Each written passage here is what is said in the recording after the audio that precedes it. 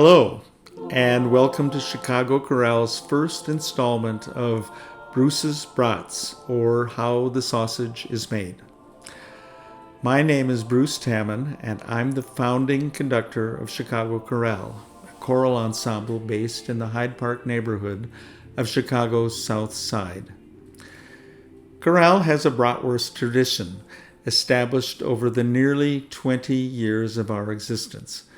Each September, a group of our singers gets together to grind the meat, add the seasonings, and stuff the results in casings in preparation for a bratwurst feast following our autumn retreat. Sometimes we do it all over again in late spring or early summer.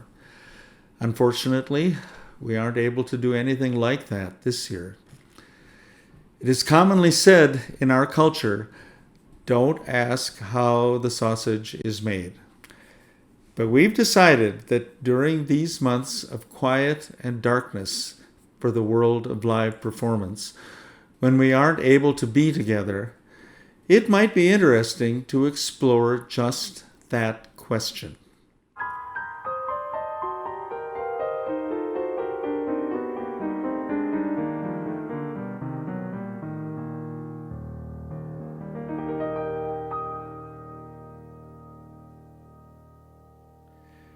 Chorale recently produced and released a virtual choir video in which our members sang Sergei Rachmaninoff's Bogoroditse Devo, translated from Church Slavonic as Hail, O Virgin Mother. This short work is actually the sixth movement of Rachmaninoff's major unaccompanied choral work, the All-Night Vigil.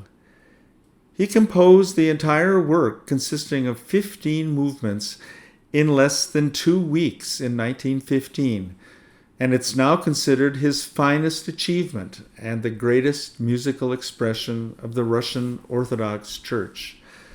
Sadly, the Russian Revolution followed soon afterward, and the resulting Soviet state banned not only religion, but musical settings of religious texts. After its premiere, the vigil was not performed again in Russia until after the collapse of the Soviet Union.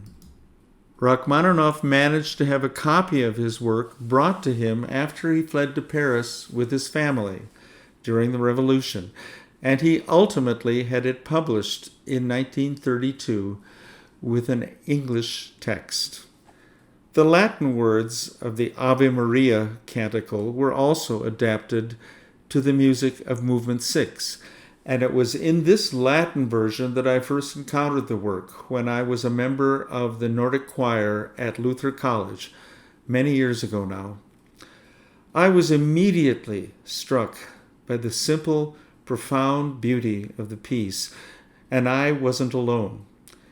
It took about 60 years, but Bogoroditse Devo became one of the best-loved small works in the entire choral canon, performable by church choirs, high school choirs, community choruses, and professional ensembles. Familiarity with this piece was the gateway for many singers and audiences to the extraordinary power and beauty of the complete vigil, which has, more recently, become one of the most performed major works in the choral catalog. 10 of the 15 movements in the vigil are based on traditional melodies of the Orthodox Church. Bogoroditse Devo and 4 others are completely products of Rachmaninoff's imagination. They fit so well into the sound and texture of the complete work that Rachmaninoff himself called them conscious counterfeits.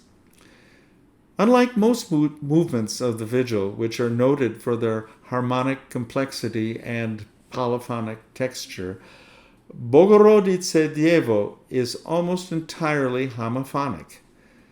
That is, the 4 voice lines move with identical rhythmic patterns at the same time, and the words are pronounced across the group simultaneously.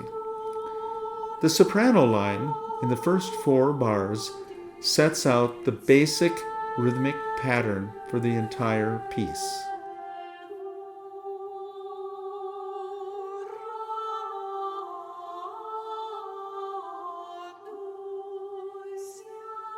Not only do the other three voices sing nearly identical versions of this pattern while accompanying the sopranos, but all four voices continue to sing some version of this pattern together and separately through to the final measures of the piece, where they sing an augmented version of the pattern. That is, the note values are doubled as a coda to the work.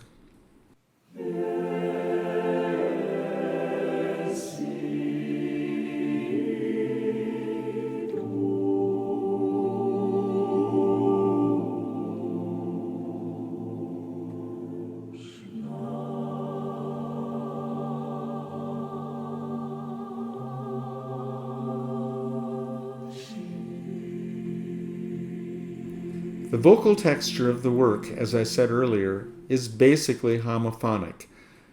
Toward the center of the piece, however, where the text of the canticle switches from the words of the Archangel Gabriel to the words of Mary's cousin, Saint Elizabeth, who says, "Blessed art thou among women, and blessed is the fruit of thy womb," the bass line drops out, and the texture thins, becoming more feminine in color.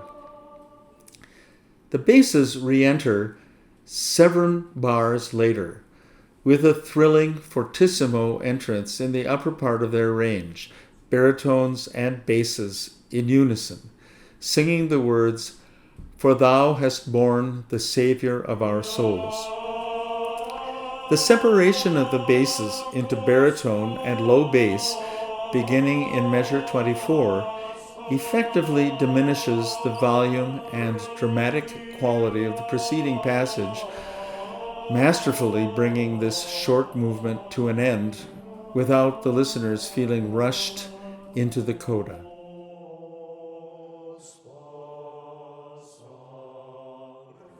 Rachmaninoff is best known as a piano virtuoso. Many have called him the greatest pianist of his generation. But he didn't see himself this way. For him, composition was first and most important. Public performance was forced upon him after the revolution and his exile from Russia, which he spent in the United States. He and his family lost most of their inheritance, and he had to tour and play concerts to support them financially. How fortunate for us that he was able to complete this astounding vigil before the revolution, and that we are able to experience it today.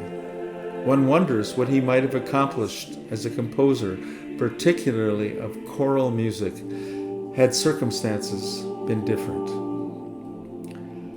I hope you've enjoyed this small look into the workings of a great piece, and that you'll join me again for future installments in this series. Thank you very much for listening.